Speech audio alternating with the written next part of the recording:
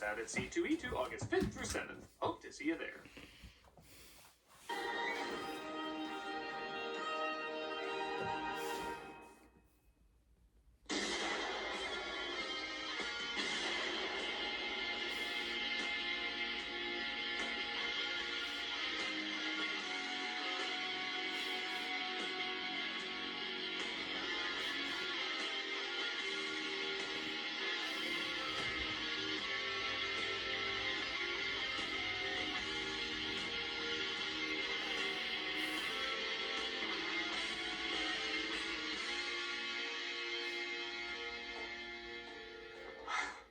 Hello, I'm the Nostalgia Hey, Greg. Remember, so you don't have to. Oh man, we got a watch party with the worst movie of the past 20 years, Morbius. I gotta say, I'm especially excited to finally hear him say, it's Morbin time. Let's take a look. One Morbius. One What the Morbius. hell, man? He didn't say it at all. I don't know, man. I feel like the internet made that. Malcolm, why are you Come on, dressed up as a Shazam, why did the Vegeta? internet make up Why are you something dressing like up as Man, Kazan?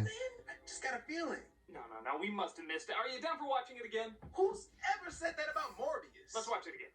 Another Morbius later. Holy angry variation! It's not in the movie! Told you, man. The internet made it up. But why would the internet try to convince us of something like that?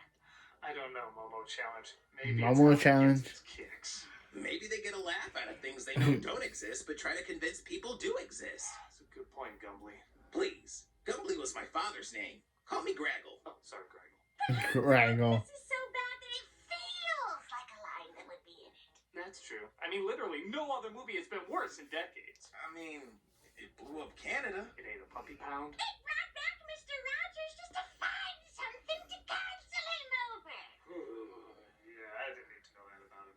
Or maybe those things are made up too. Impossible. Next, you'll be telling me Ugly Sonic wasn't in the Multiverse of Madness. No, maybe he's right.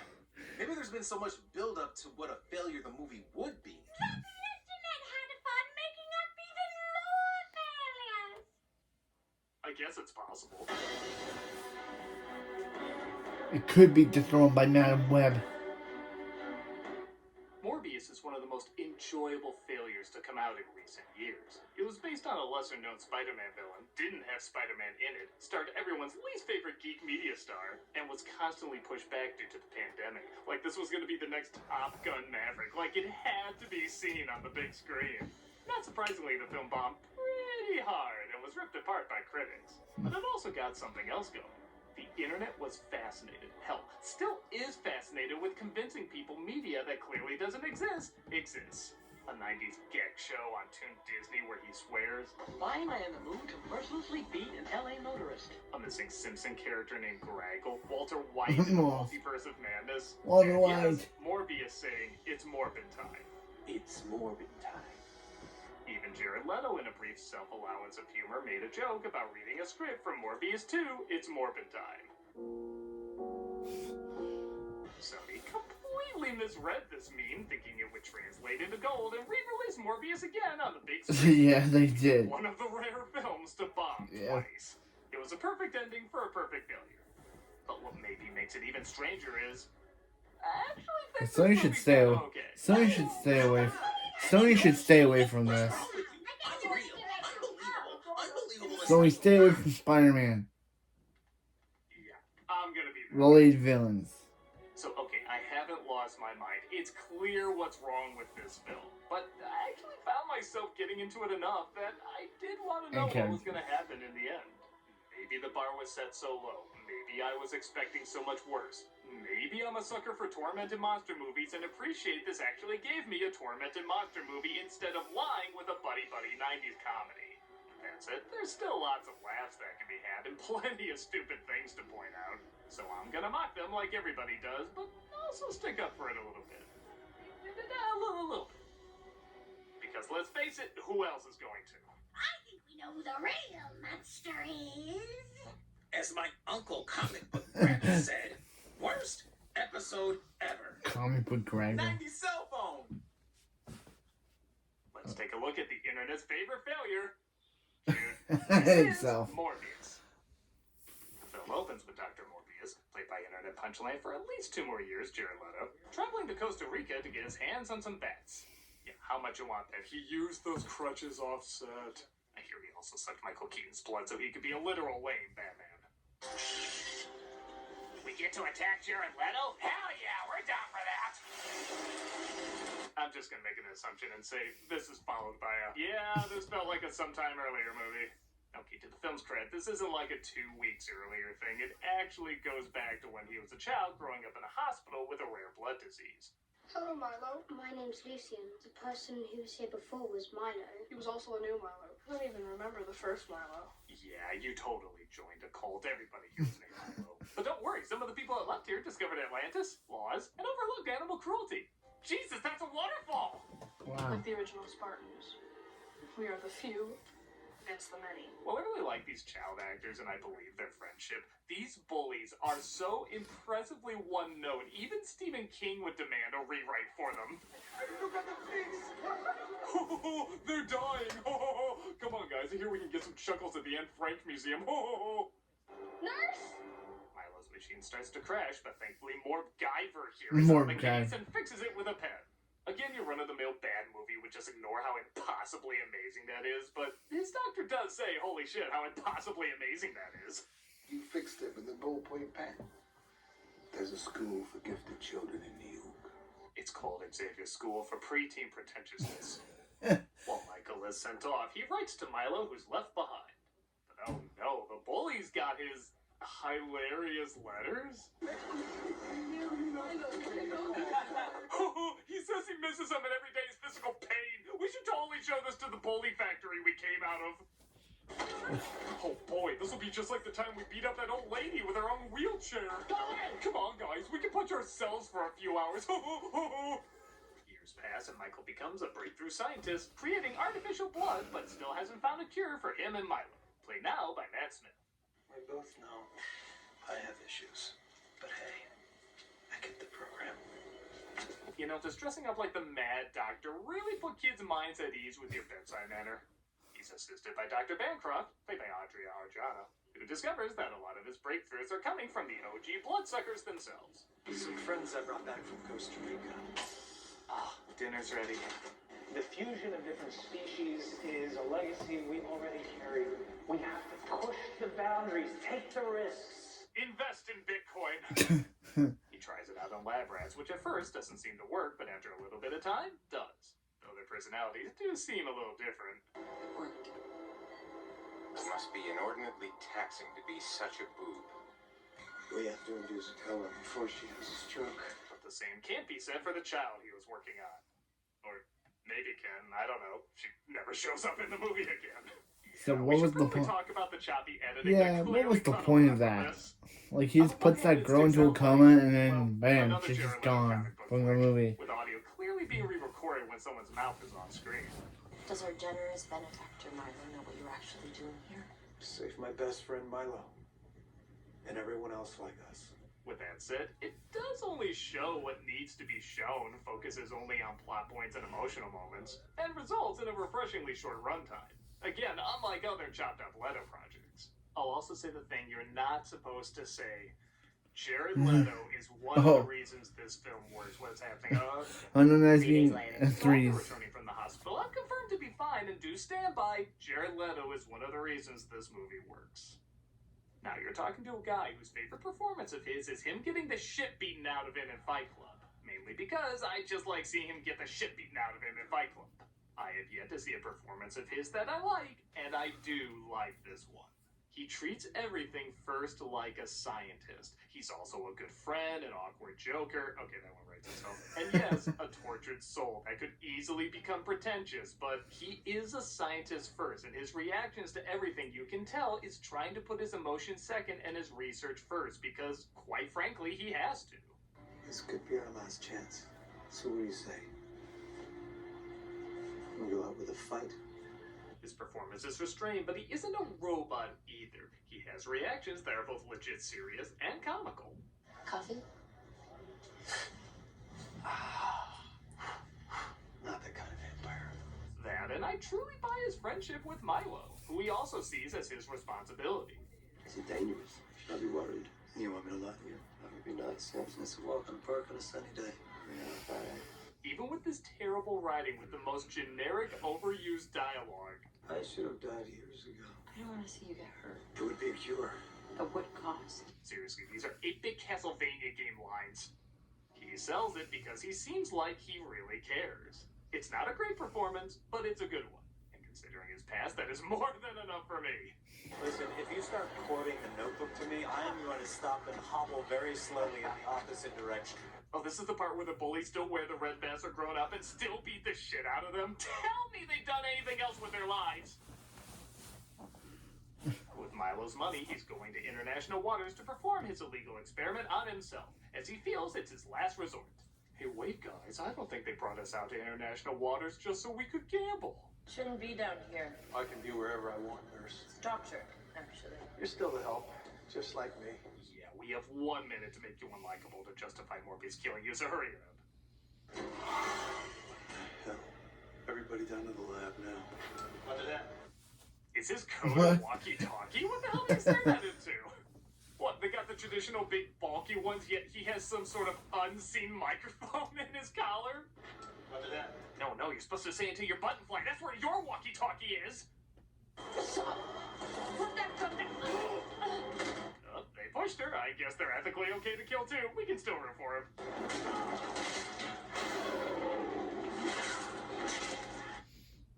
Go back and forth on the effects. Hear me out on this one. It's revealed later that he has sonar, and he has a very unique way of experiencing it. Honestly, I think the way they show this is kind of inventive, and it doesn't need to look real because it's kind of an abstract concept. But then it starts showing up on surveillance cameras, so it isn't just how he perceives it. And if that's the case, what the hell is this stuff supposed to be then? Did someone throw turpentine on the CG effects and now we're watching an inkling melt? Quick, to the dark, loud, steamy part of the ship. Nothing will happen to us there. Oh no, this guy wasn't even PG-13 to death. He was PG-13 sound affected to death. As you put together, the action scenes are very 2010s, but again, if Venom can be praised for its brilliant 90s cliches, I don't see why this can't get the same pass. At least they're not long, and they get back to the story pretty quick. Oh shit, I was supposed to have a six-pack, but somehow it gave me a butt crack. Mayday, mayday, mayday.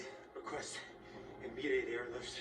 His transformation to slightly tolerable Russell Brand is nearly complete as he calls for help to save Bancroft and jumps off the ship. You know, vampires are famous for their super swimming. The FBI arrive, and I love the look on Agent Tyrese's face here when he puts together what his role is. 8 bodies running IDs right now, but apparently they all shop at the same mercenary supply store. He's like, ah shit, I'm the straight guy to the annoying comic relief, aren't I?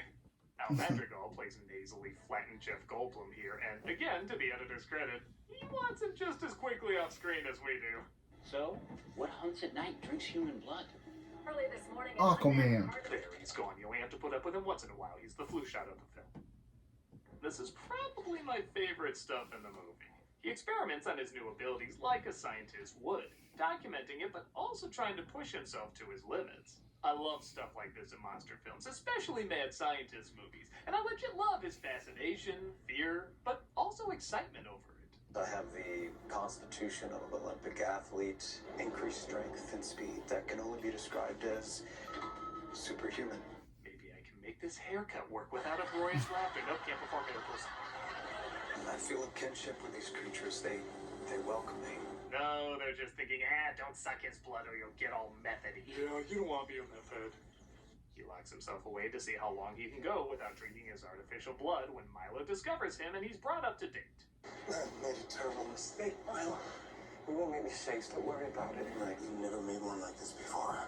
I know, we both said yes to Morbius, but we can move on! I mean, I can move on! He can't hand over the power to save Milo because it's too dangerous and he craves real blood too much. Oh, so you get to live and I get to die, is that it? I need you to go. No, please, Michael, don't. I said get out! I've only seen you like this after you watch a YouTuber review Suicide Squad. Later that night at a hospital, one of the nurses is attacked and... I guess the most power-saving hospital there is. Yeah, I don't know what's up with these lights.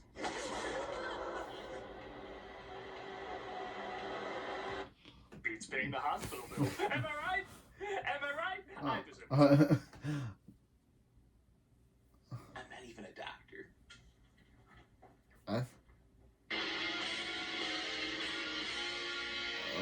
ain't even a doctor.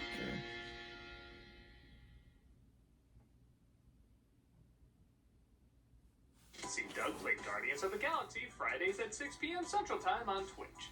We also got a new schedule and material 6 days a week. Hope to see you there. The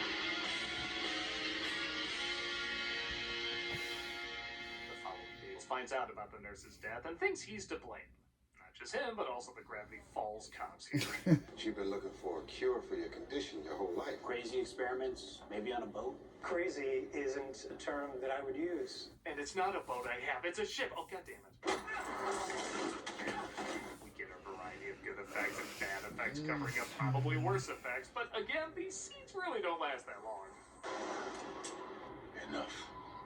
Okay, cut to the detention complex. Holy water? What? I'm not taking any chances. That guy.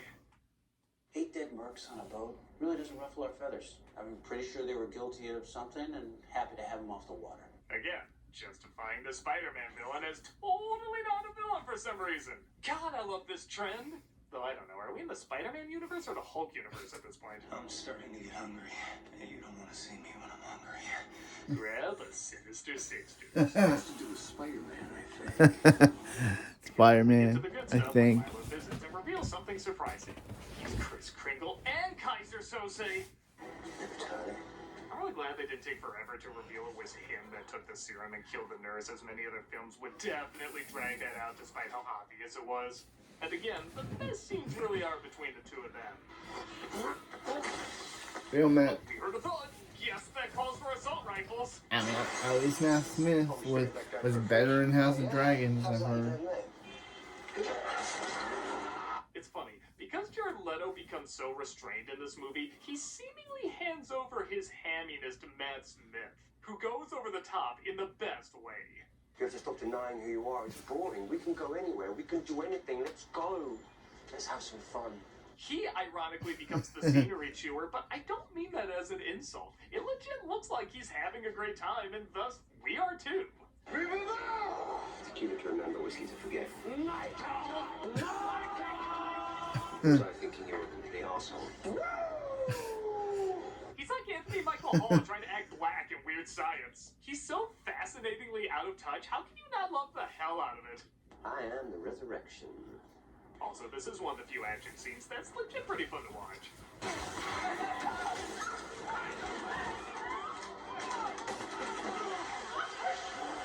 The most realistic part of the movie, New Yorker's not giving a shit. I will use my Marvel vs. Capcom effects on you! My friend tries to meet up with Bancroft in secret. Around this here bus, they call him Strider. She believes him and decides to help him out, but they need a lab, which he conveniently stumbles across and conveniently snatches some blood on his way to it. Yeah, did I mention yet the script is the worst part of the movie? I am going to need your laboratory. You trying to be funny? No, absolutely not. I'm Jared Leto, I don't know how to be funny. Who the hell are you, man? Oh, should he be coming out at a pride party then? Yeah, why do these get a pass again?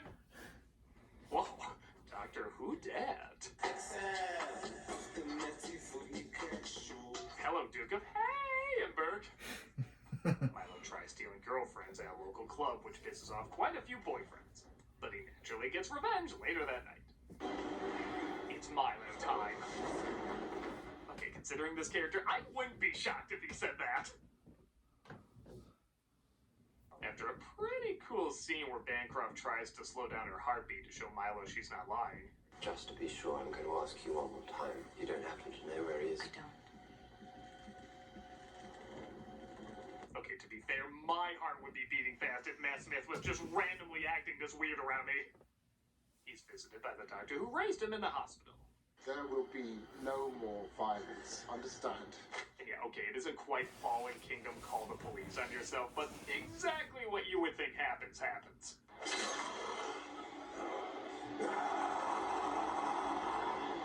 When your effects get so bad, Matt Smith's original face looks a lot more scary.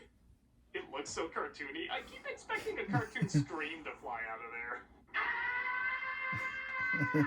Milo bankrupt again, attempts to kill her, and I will say this is kind of where the movie legit starts to blow. It's not the worst, but you can tell everyone just wants to get the film over with. There is literally just 10 minutes left for the conflict, climax, and resolution, and it goes by like 5. It's a little weird. First off, this is Leto and Arjana's only bad acting. She is dying, and neither of them seem to give a shit about it. Dear. Make it mean something. I'm sorry.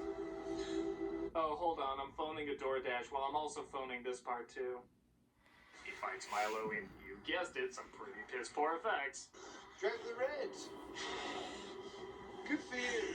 Is your face becoming one of those drawings where it's upside down but right side up at the same time? Enough action pauses to make Zack Snyder say slow down. I mean, don't slow down, you know what I mean. Their suits are so untorn, I'm wondering if they're vampires too. Coats can also be walkie-talkies in this world. And out of nowhere, he summons all these bats. Does Batman Begins have a lawsuit ready? It's just so many questions. He defeats Milo, Bancroft comes back to life after being bitten, and no joke, that's where it ends. Or rather, stop. It's comical how quickly this film wraps up.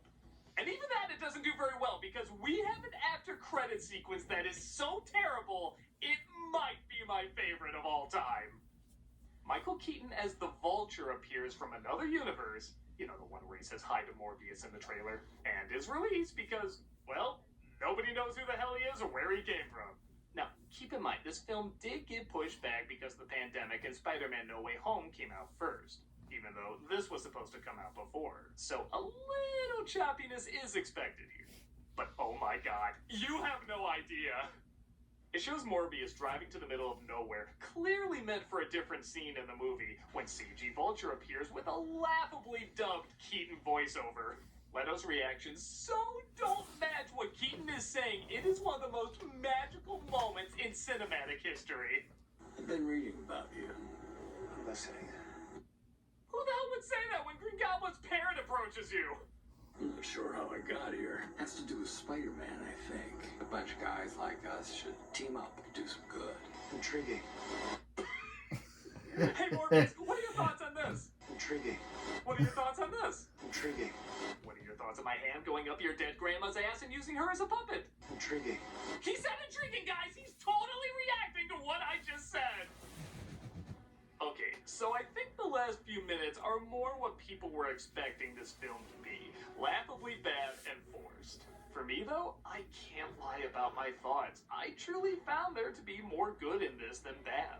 I like Leto's performance, I like Smith's performance. They're both entertaining for different reasons, and it's kind of a role reversal for these two actors. I like their friendship turned rivalry, I like the struggle they had, I like their unique way of showing sonar when they actually kept it just sonar. I enjoy the monster/mad scientist angle of the film. I love when he's experimenting with his abilities. While it's nothing spectacular by any means, if the film was to be stopped halfway through, I would seek it out and finish it to find out what happens to the main leads. With that said, yes, it's phenomenally easy to see why anyone would not like this film. It's poorly written, it's noticeably chopped up, and it's an idea that clearly exists just to give Sony a third attempt at a Sinister Six movie. But like I said, I think this is for me what Venom is for a lot of other people. The bad moments just don't overshadow the good for me. It's only in the last 10 minutes that it gets horribly bad, and even then, I was having a good time with just how bad it was. I guess even the people who saw it didn't think it was quite as horrible as it was built up to be, but then again, it wasn't that many people who saw it. What I do know is this movie clearly pushes the right buttons to piss some people off, but it didn't do it for me. Yes, there's a lot to mock, but there's a lot to legitimately enjoy too. For me, it's an okay film. And honestly, that's 10 times more than what I was expecting. By no means the best, but by no means the worst either. Also, movie, you didn't have to make up a fake scene at the end lying to us about what was really going on. That's what the internet's for. Critic, look! Jared Leto in our building! Oh my god, you're right! And look! Another Jared Leto clearly in our building! By Joe, you're correct! Hi, caramba! Another Jared Leto! Holy smokes!